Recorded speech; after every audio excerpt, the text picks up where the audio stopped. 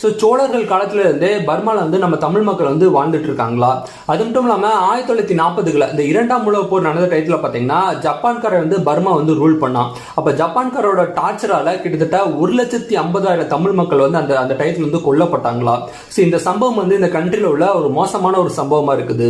அது மட்டும் இல்லாம இந்த கண்ட்ரில வந்து ராணுவ ஆட்சி ரொம்ப காலமா வந்து ராணுவ ஆட்சி நடந்துட்டு இருந்ததா.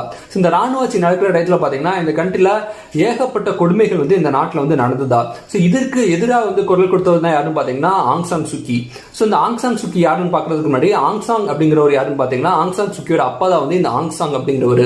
ஸோ இவர் பாத்தீங்கன்னா இந்த நாட்டோட சுதந்திரத்துக்காகவும் அப்புறம் இந்த நாட்டோட ஜனநாயகத்துக்காகவும் வந்து ரொம்ப தீவிரம் வந்து இவர் போராடினாரு.